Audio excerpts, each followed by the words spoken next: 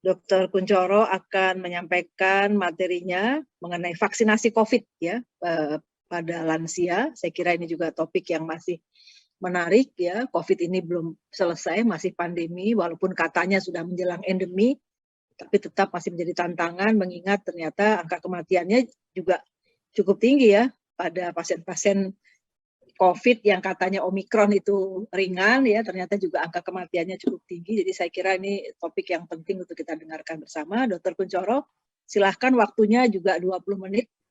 Dr. Kun, silahkan. Baik, terima kasih Prof. Siti Setiati. Bismillahirrahmanirrahim. Assalamualaikum warahmatullahi wabarakatuh. Mudah-mudahan suara saya terdengar jelas ya, Prof. Jelas. Baik, melanjutkan presentasi yang tadi disampaikan oleh Dr. Nina, saya menyampaikan materi mengenai vaksinasi COVID pada lansia. Mungkin saya sedikit tambahkan, Prof, pada lansia dengan komorbid, karena kelihatannya ini yang menjadi masalah dan sering ditanyakan oleh teman-teman dokter di layanan primer. Mudah-mudahan slide-nya juga sudah terlihat. Ya, terima kasih Dr. Nina tadi sebenarnya sudah memberikan pengantar gitu ya untuk presentasi saya. Tadi disebut-sebut mengenai COVID yang masih merupakan pandemi dan kemudian gelombang Omikron ini yang ternyata walaupun kelihatannya agak lebih jinak gitu ya dibandingkan dengan yang sebelumnya, tapi ketika kita bicara pada kelompok lansia itu angkanya masih mengkhawatirkan.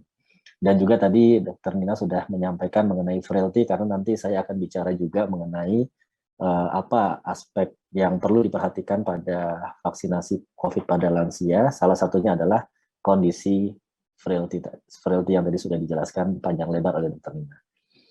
Ya, jadi ini saya kira ini gambar yang sama-sama kita sudah tahu dan berubah setiap minggu gitu ya. Dan ini di dunia penyakit ini sudah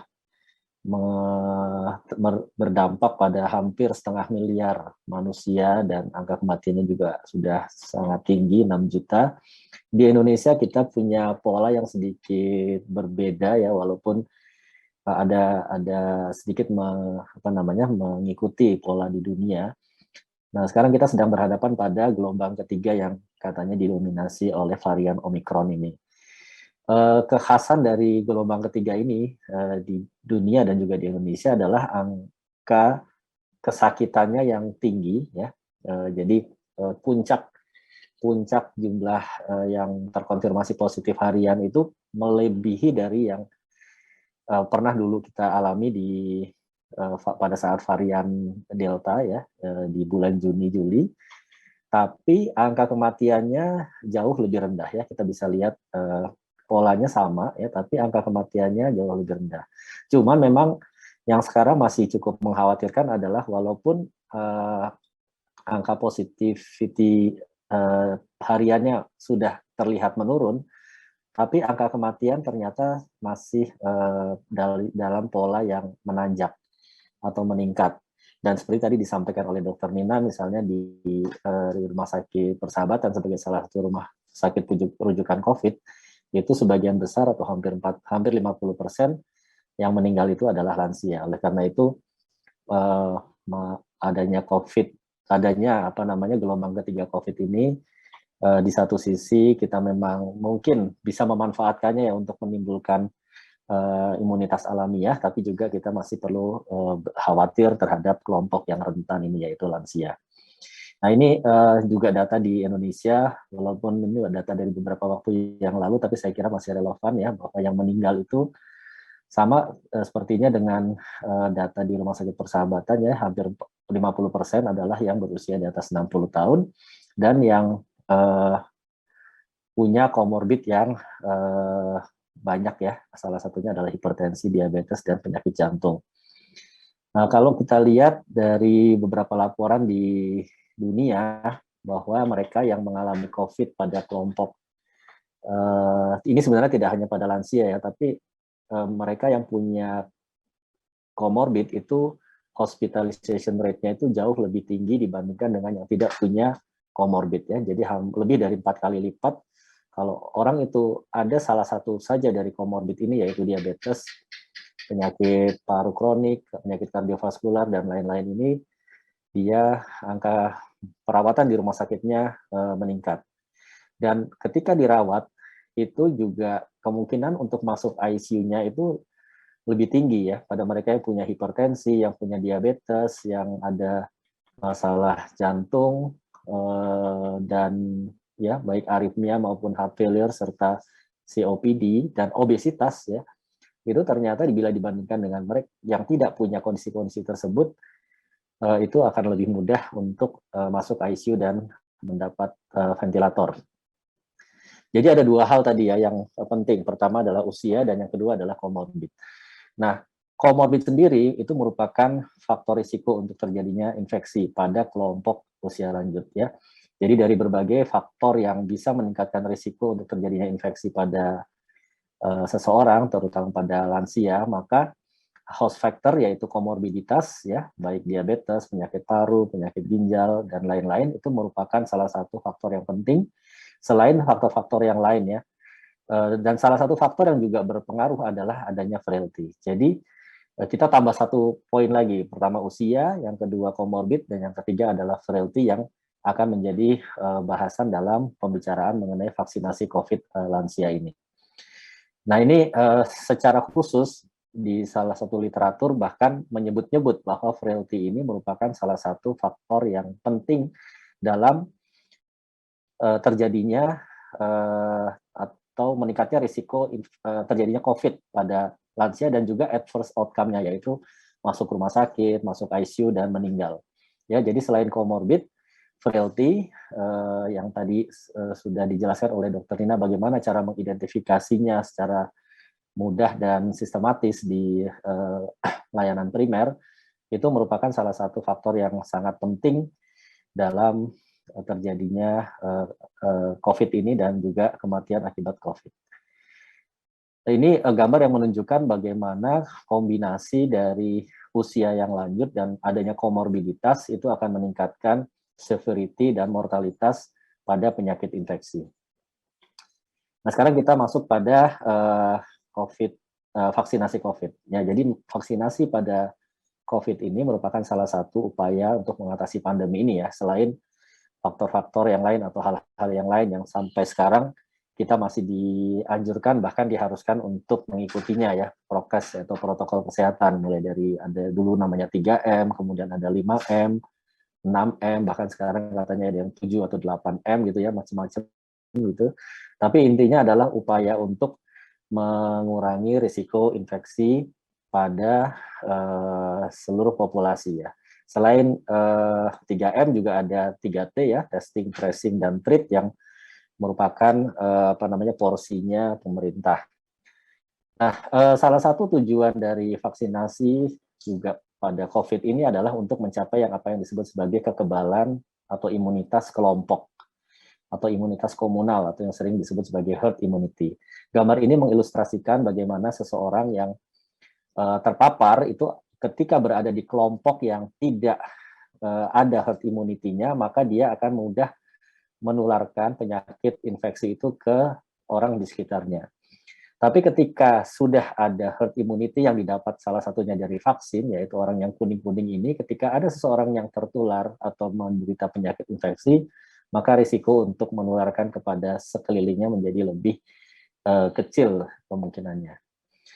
Nah, khusus untuk vaksinasi COVID ini memang sekarang kita sedang berupaya untuk meningkatkan jumlah cakupan, meningkatkan jumlah vaksinnya sendiri, tapi kita juga mesti memahami bahwa di tengah pandemi seperti sekarang ini, jumlah vaksin itu tentu akan berkurang dan distribusinya juga pasti akan tidak merata. Oleh karena itu perlu ada strategi dalam melakukan vaksinasi, menetapkan prioritas-prioritas. Salah satu yang diprioritaskan adalah mereka yang berusia lanjut dengan atau tanpa komorbid, dan juga bahkan usia muda dengan komorbid, karena kelompok jadi usia dan komorbid ini merupakan hal yang penting untuk diperhatikan supaya angka kematian atau dampak dari COVID ini dalam keparahan dan kematian itu bisa dikurangi. Ini saya kira sama seperti tadi. Nah, banyak faktor yang mempengaruhi keefektifan vaksinasi ya. Ada faktor intrinsik dari diri kita sendiri, faktor ekstrinsik, kebiasaan, nutrisi, lingkungan, dan vaksin itu sendiri. Nah, faktor intrinsik yang penting adalah sekali lagi adalah penyakit penyerta atau komorbid ya, selain hal-hal yang lain. Kita fokus pada yang penyakit penyerta. Nah, pada lansia, efektivitas vaksinasi pada lansia secara umum dipengaruhi oleh banyak hal ya, mulai dari usianya sendiri yang menyebabkan perubahan secara fisiologis pada berbagai organ termasuk pada berbagai organ dan sistem termasuk sistem imunitas atau immunosenescence. Yang kedua yang juga kita akan bicarakan di sini adalah adanya komorbid dan terutama komorbid yang tidak terkontrol. Kemudian ada hal lain lagi, polifarmasi, malnutrisi, dan aktivitas fisik yang rendah, serta mobilitas yang menurun.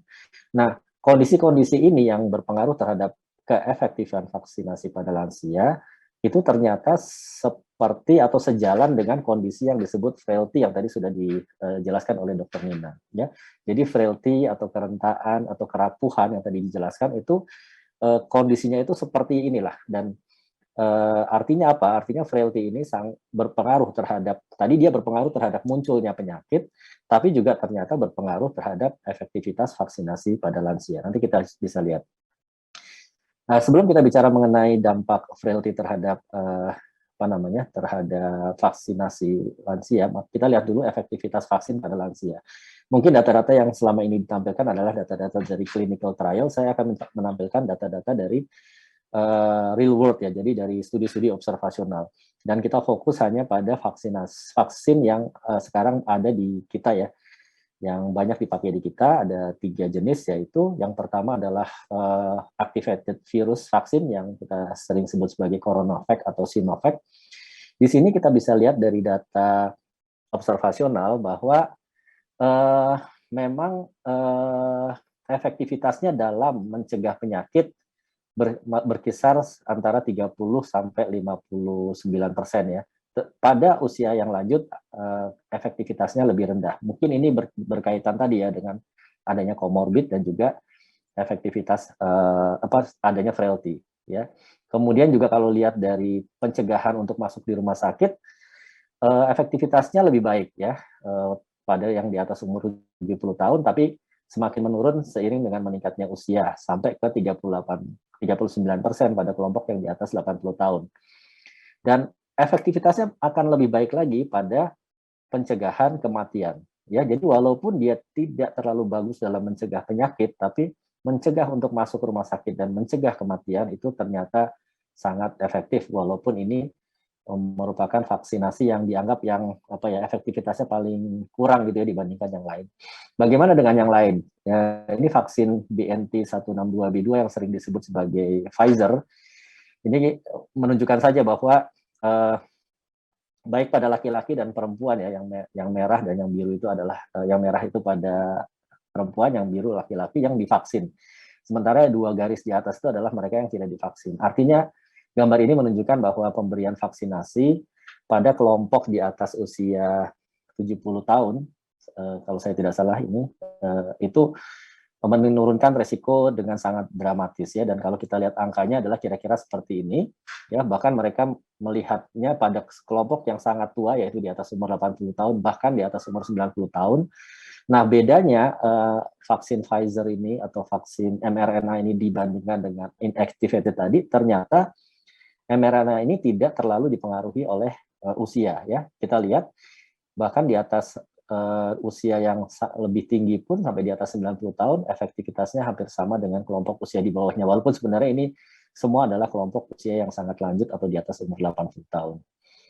Nah, vaksin ketiga yang juga kita pakai adalah vaksin yang berplatform viral vector atau AstraZeneca ya. Ini kita lihat bahwa ketika diberikan dilakukan pada mereka yang usianya di atas 65 kalau saya tidak salah di penelitian ini, itu ketika sudah diberikan dosis kedua maka efektivitasnya itu 14 hari setelah suntikan yang kedua efektivitasnya bisa mencapai lebih dari 90% ya. Baik untuk kalau untuk pencegahan penyakit 80%, masuk ke perawatan di rumah sakit di atas 80%, dan meninggal itu hampir lebih dari 90% atau bahkan hampir 100%.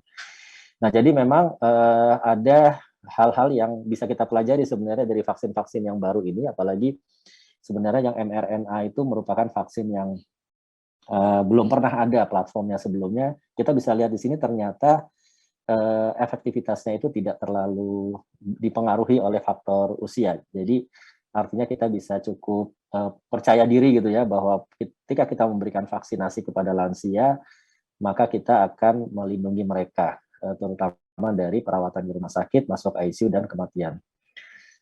Tentu juga vaksin pasti punya efek samping ya, tapi baik dari uji klinis maupun dari data-data pos vaksinasi, dan juga saya pernah mendapat data dari Komite Nasional KIPI ya, Komnas KIPI, ternyata memang efek samping ini tidak banyak terjadi, termasuk pada kelompok lansia. Nah, kita kembali ke frailty. Tadi saya kira yang tadi sudah disampaikan oleh Dr. Nina sudah jelas ya apa itu frailty. Intinya adalah ketika kita ketemu dengan seseorang itu, kadang-kadang kita merasa bahwa orang itu masih sehat gitu ya, masih bisa beraktivitas, masih bisa berjalan walaupun terbatas, tapi sebenarnya dia sudah dalam kondisi yang disebut sebagai pre-frail dan frail. Nah, apa yang tadi dijelaskan oleh Dr. Nina adalah upaya untuk mengidentifikasi mereka yang pre-frail dan frail ini, ya, yang tadi berkaitan dengan vaksinasi. Jadi kalau kita ingin meningkatkan manfaat dari vaksin dan meminimalkan efek samping, maka kita harus bisa mengatasi kondisi-kondisi yang berkaitan dengan frailty tadi. Ya, pertama tentu mengoptimalkan sistem imunitas tubuh, mengendalikan penyakit komorbid, menghindari polifarmasi, meningkatkan kebugaran, meningkatkan aktivitas atau mobilitas, memperbaiki nutrisi, dan hindari stres psikis. Poin-poin ini adalah hal-hal yang berkaitan dengan frailty. Jadi, identifikasi frailty yang tadi sudah disampaikan oleh Dr. Nina penting bagi kita untuk berlanjut kepada memaksimalkan manfaat vaksin dan juga meminimalkan efek sampingnya. Kalau kita melihat dari rekomendasi Perhimpunan Dokter Spesialis Penyakit Dalam, kalau bicara mengenai komorbid, banyak komorbid yang barangkali kita akan temukan pada seorang pasien lansia yang akan divaksin ya, tapi disebutkan di situ bahwa apapun komorbidnya asal dinyatakan dalam kondisi stabil, tidak eksaserbasi, dan tidak dalam kondisi akut, maka sebenarnya tidak ada larangan atau hambatan untuk dilakukan vaksin. Ya, termasuk kondisi frailty pun ya. Jadi frailty sendiri yang kriterianya ada bermacam-macam, nanti akan saya sebutkan salah satu kriteria yang kita gunakan, itu bisa tetap divaksin ya, asal dia tidak dalam kondisi yang disebut sebagai frailty yang berat ya. Frailty berat itu adalah frailty yang orangnya tidak mampu melakukan aktivitas sama sekali atau totally dependent, dan kemudian dia punya angka harapan hidup yang kurang dari 6 bulan. Ya, jadi ini dua kriteria tambahan ya untuk menyatakan orang itu tidak divaksin ya, bahwa kalau dia terjadi ketergantungan sepenuhnya terhadap orang lain dan punya penyakit terminal yang angka harapan hidupnya kurang dari 6 bulan. Di luar itu, dan saya kira yang di luar itu sangat banyak ya, yang memenuhi kriteria ini sebenarnya sangat sedikit, maka sebenarnya mereka bisa divaksin. Ini salah satu kriteria frail yang juga kita gunakan, yang digunakan dalam form screening vaksinasi ya. Sebenarnya juga berkaitan dengan tadi yang disampaikan oleh Dr. Nina, kesulitan naik turun anak tangga, mengalami sering kelelahan ya, punya 4 dari 11 penyakit kronik yang ada di situ, kemudian sulit berjalan 100 meter, dan ada penurunan berat badan yang bermakna. Nah, kalau ada tiga atau lebih kondisi berikut disebut sebagai frail ya. Kalau 1 atau 2 itu pre-frail. Nah, kalau 3 atau lebih ditambah dengan 2 tadi, ketergantungan berat dan usia harapan hidup kurang dari 6 bulan, maka itu sebaiknya tidak divaksin. Nah, kalau kita lihat cakupan vaksinasi lansia di data dashboard-nya Kemenkes, yang data terakhir itu tanggal 28 Februari kemarin, sebenarnya kita masih cukup prihatin ya, karena ternyata vaksinasi dosis kedua untuk lansia ini baru separuhnya. Ini mungkin yang menyebabkan angka kematian pada gelombang Omikron ini masih cukup banyak, karena yang vaksinasi kedua belum terlalu banyak. Apalagi yang vaksinasi ketiga booster ya, yang sekarang juga sudah dimulai pada kelompok lansia. Tapi angka ini juga lebih baik dibandingkan angka beberapa bulan sebelumnya, yang di bulan Oktober itu masih hanya 36% dan 22% untuk dosis kedua. Ini beberapa identifikasi isu dalam vaksinasi lansia, saya tidak akan membacakan semua, tapi ada dua hal. Yang pertama adalah kurangnya informasi terkait keamanan vaksinasi pada lansia dengan komorbid. Ini sering ditanyakan oleh teman-teman di layanan primer, apakah boleh pasien seperti ini divaksin atau tidak. Dan yang kedua adalah, yang pertama tadi berkaitan dengan pertanyaan dari pasiennya. Yang kedua ini yang berkaitan dengan tenaga kesehatan ya. Jadi kadang-kadang ada beberapa teman-teman yang kurang pede gitu ketika melakukan vaksin lansia yang punya banyak komorbid. Nah, dengan penjelasan ini mudah-mudahan kekhawatiran dan kekurang percayaan diri itu bisa diatasi. Ya, saya kira itu yang bisa saya sampaikan, Prof. Siti Setiati. Ini hanya meringkas saja apa yang tadi sudah saya sampaikan. Intinya adalah kita harus berupaya memaksimalkan cakupan vaksinasi COVID pada lansia, yang tadi disebutkan angka kematiannya masih cukup tinggi pada gelombang ketiga Omikron ini. Terima kasih, Prof. Assalamualaikum warahmatullahi wabarakatuh.